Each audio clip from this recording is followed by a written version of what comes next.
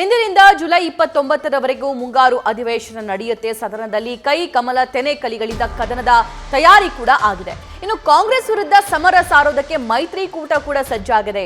ಕೈಕಟ್ಟಿ ಹಾಕೋದಕ್ಕೆ ಅಸ್ತ್ರವನ್ನ ರೆಡಿ ಮಾಡಿಕೊಂಡಿದ್ದಾರೆ ಪ್ರತಿಪಕ್ಷಗಳು. ಮೂಡಾ ಹಗರಣ, ವಾಲ್ಮೀಕಿ ಹಗರಣಗಳೇ ಮೈತ್ರಿ ಪಡೆಯ ಪ್ರಮುಖ ಅಸ್ತ್ರವಾಗಿವೆ.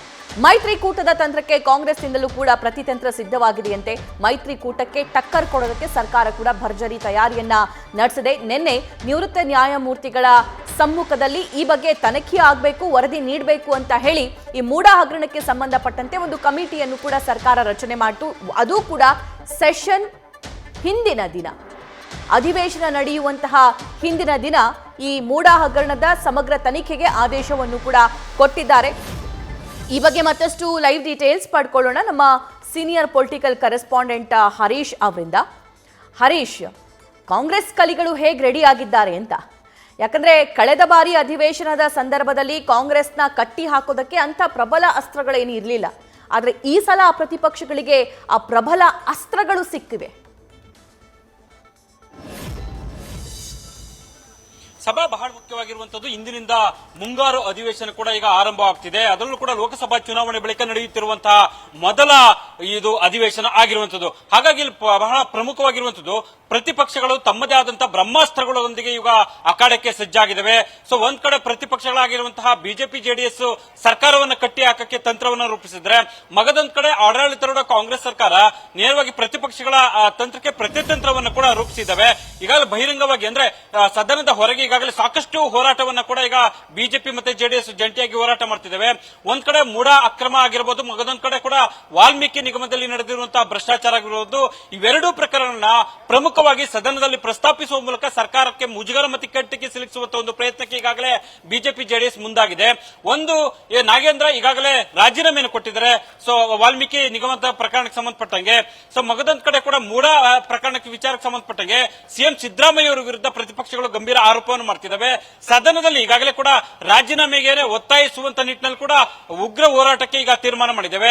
ಮುಖ್ಯವಾಗಿರುವಂತದ್ದು, ಮೂಡಾ ಪ್ರಕರಣಕ್ಕೆ ಸಂಬಂಧಪಟ್ಟಂಗೆ ನೇರವಾಗಿ ಸಿಎಂ ಸಿದ್ದರಾಮಯ್ಯ ಅವರು ರಾಜೀನಾಮೆ ಕೊಡಬೇಕು ಅನ್ನುವಂತ ಬಿಗಿಪಟ್ಟನ್ನು ಕೂಡ ಬಿಜೆಪಿ ಜೆಡಿಎಸ್ ಹಿಡಿಯುವಂತದ್ದು. ಜೊತೆಗೆ ವಾಲ್ಮೀಕಿ ಅಕ್ರಮ ಹಣ ವರ್ಗಾವಣೆ ವಿಚಾರಕ್ಕೆ ಸಂಬಂಧಪಟ್ಟಂಗೆ ಸಿದ್ದರಾಮಯ್ಯ ಅವರು ರಾಜೀನಾಮೆ ಕೊಡಬೇಕು ಅನ್ನುವಂತ ಒತ್ತಾಯಿಸೋದಕ್ಕೆ ಈಗಾಗಲೇ ನಿರ್ಧಾರ ಮಾಡಿದ್ದೇವೆ.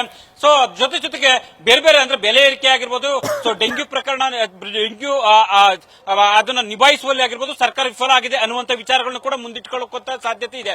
ಇದಕ್ಕೆ ಪ್ರತಿಯಾಗಿ ಆಡಳಿತಾರೂಢ ಕಾಂಗ್ರೆಸ್ ಪ್ರತಿಪಕ್ಷಗಳ ವಿರುದ್ಧ ಶಸ್ತ್ರಗಳನ್ನ ಪ್ರಯೋಗಿಸೋಕೆ ಮುಂದಾಗಿದೆ. ಒಂದು, ದೇವರಾಜ ಅರಸು ಟ್ರಕ್ ಟರ್ಮಿನಲ್ ಸಂಬಂಧಪಟ್ಟಂಗೆ ಅಲ್ಲಿ ಅಕ್ರಮ ಆಗಿದೆ. ಈ ಹಿಂದೆ ಬಿಜೆಪಿ ಅಂದ್ರೆ ಮಾಜಿ ಪರಿಷತ್ ಸದಸ್ಯರಾಗಿರುವಂತಹ ಡಿಎಸ್ ವೀರಯ್ಯ ಅವರು ಕೂಡ ಅದರಲ್ಲಿ ಅಕ್ರಮದಲ್ಲಿ ಭಾಗಿಯಾಗಿರುವಂತದ್ದು ಮತ್ತೆ ಈಗ ಬಂಧನ ಆಗಿದೆ.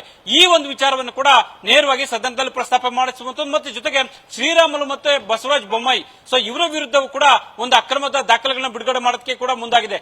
ಜೊತೆಗೆ ಸುಡ ಅಂದ್ರೆ ಶಿವಮೊಗ್ಗ ಅಭಿವೃದ್ಧಿ ಪ್ರಾಧಿಕಾರದಲ್ಲಿ ಆಗಿರುವಂತಹ ಅಕ್ರಮಗಳಿಗೆ ಸಂಬಂಧಪಟ್ಟಂಗೆ ದಾಖಲೆಗಳನ್ನು ಬಿಡುಗಡೆ ಮಾಡೋದಕ್ಕೆ ಈಗಾಗಲೇ ಸೊ ಸರ್ಕಾರ ಮುಂದಾಗಿದೆ ಅನ್ನುವಂತ ಮಾಹಿತಿಗಳು ಕೇಳಿ ಬರ್ತಿದೆ. ಅಲ್ಲಿ ಯಡಿಯೂರಪ್ಪರ ಕುಟುಂಬದವರು ಕೂಡ ಅಲ್ಲೂ ಅಕ್ರಮ ನಡೆಸಿದ್ದಾರೆ ಅನ್ನುವಂಥದ್ದು ಒಂದು ಅಲ್ಲಿ ಕೇಳಿ ಬರ್ತಾ ಇದೆ. ಮಗದೊಂದ್ ಕಡೆ ಮೂಡಾ ಪ್ರಕರಣಕ್ಕೆ ಸಂಬಂಧಪಟ್ಟಂಗೆ ಎಲ್ಲರೂ ಕೂಡ ಎಲ್ಲ ಪಕ್ಷದವರು ಸೇರಿದ್ದಾರೆ ಅನ್ನುವಂತ ವಿಚಾರವನ್ನ ಈಗಾಗಲೇ ಕೂಡ ಬಹಿರಂಗವಾಗಿದೆ. ಮುಖ್ಯವಾಗಿ ಜೆಡಿಎಸ್ ಬಿಜೆಪಿ ಅಲ್ಲಿ ನಾಯಕರು ಕೂಡ ಅಲ್ಲಿ ಭಾಗಿಯಾಗಿದ್ದಾರೆ ಅನ್ನುವಂತ ಅಂಶವನ್ನ ಪ್ರಸ್ತಾಪ ಮಾಡೋದಕ್ಕೆ ಕೂಡ ಈಗ ಕಾಂಗ್ರೆಸ್ ಮುಂದಾಗಿದೆ. ಈ ಹಿಂದೆ ದೇವೇಗೌಡರು ಮುಖ್ಯಮಂತ್ರಿ ಆಗಿದ್ದಂತ ಸಂದರ್ಭದಲ್ಲಿ ಕೂಡ 48 ಸೈಟ್ಗಳನ್ನ ಈಗ ಅದು ಹಂಚಿಕೆ ಆಗಿದೆ ಅಕ್ರಮವಾಗಿ ಅನ್ನುವಂತ ಆರೋಪ ದಾಖಲೆಗಳನ್ನು ಕೂಡ ಕಾಂಗ್ರೆಸ್ ಬಿಡುಗಡೆ ಮಾಡಿದೆ.